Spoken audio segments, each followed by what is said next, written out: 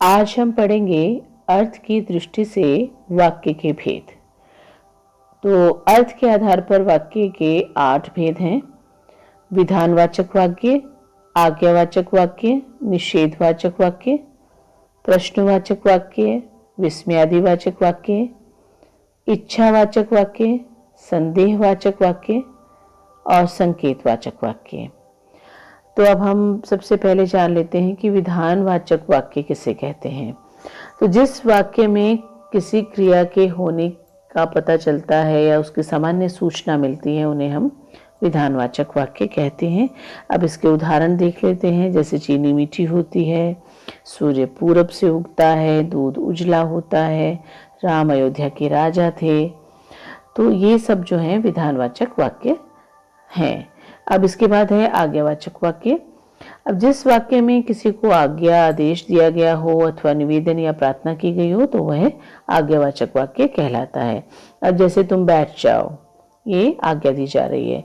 कृपया खड़े हो जाइए, कृपया आप सब शांत रहें, ये जो है ये सब आज्ञा दी जा रही है, इसलिए यहाँ पर ये आज्ञावाचक वाक्य होंगे। अब हम तीसरे नंबर पर हमारा आता है निषेधवाचक वाक्य, जिसे नकारात्मक भी कहते हैं, है ना। इसमें जिस वाक्य में किसी क्रिया के न होने का बोध होता है तो वहां पर निषेध वाक्य होता है। यानी निषेध जो है उसका अर्थ है न होना, है ना। तो किसी कार्य का जो है वो न होना है, उसका बोध हो रहा है, तो वहां निषेध वाक्य या निषेधात्मक कहेंगे या हम उसे नकारात्मक वाक्य भी कहेंगे। तो यहाँ पर हम उदाहरण देख लेते हैं कि अंश विद्यालय जो है नहीं जाएगा, नहीं आ गया। रात में बिजली नहीं रहती, उसने बात तक नहीं की, गोलू पाठ नहीं पढ़ता है। तो यहाँ पर नहीं आ गया है, वहां पर निषेध यानी नकारात्मक वाक्य होगा। अब इसके बाद है प्रश्नवाचक वाक्य। अब जिस वाक्य में किसी से कोई प्रश्न किया जाए तो वह प्रश्नवाचक वाक्य कहलाता है। अब इसमें जैसे तुम्हारा नाम क्या है, क्या आप रायगंज में रहते हैं, आप क्या खाना पसंद करेंगे, स्वास्थ्य अब कैसा है। तो इसकी जो पहचान है वो सबसे जो आसान है वो ये है कि पीछे जो है प्रश्नसूचक चिन्ह जो है वो लगा रहता है, तो इससे हम इसकी पहचान आसानी से हो जाती है। अब इसी तरह है विस्मयादिवाचक वाक्य।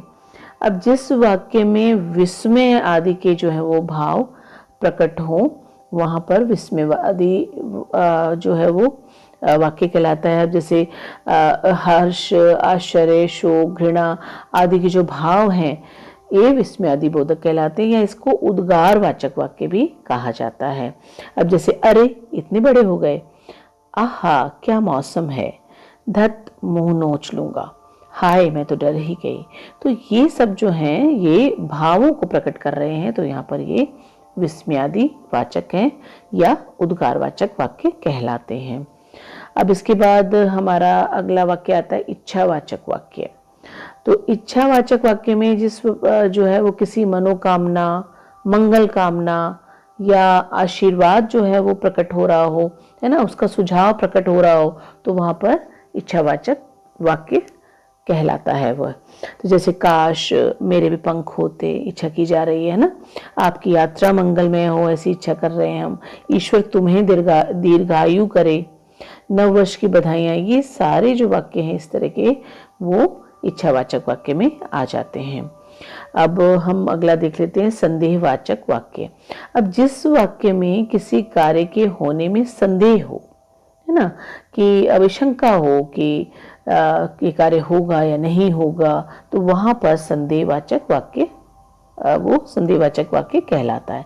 अब जैसे कि संभव है आज धूप निकले, यानी पता नहीं है निकलेगी या नहीं निकलेगी, यानी कि ऐसा संदेह किया जा रहा है कि शायद निकले, तो संभवतः मैं जीत जाऊं, है ना। अब देखिए जो खेल हो रहा है, हार या जीत किसकी होगी इसके बारे में अभी कोई जो संदेह है। अब कदाचित उसने देखा ही ना हो, यानी कि ऐसी शंका की जा रही है कि शायद उसने मुझे देखा ही नहीं है, तो शायद उसे खबर ही ना हो, यानी कि शायद वर्ड जो है इससे आगे इसमें जो है वो संदेह छिपा हुआ है। और इसके बाद आता है संकेतवाचक वाक्य। तो जिस वाक्य में किसी एक क्रिया के होने पर ही दूसरी क्रिया के होने का जो है वो संकेत हो, यानी हम ये कह सकते हैं कि जो वाक्य की एक क्रिया है वो दूसरी क्रिया पर निर्भर होने का उसमें बोध होता है, तो उसे संकेतवाचक वाक्य कहते हैं। इसमें क्या होता है कि कारण, शर्त आदि का बोध होता है, कि जैसे जब धूप निकलेगी तब कपड़े धोएंगे, है ना, आप होते तो इतनी परेशानी नहीं उठानी पड़ती। तो यहाँ पर जो है वो ये संकेतवाचक होगा।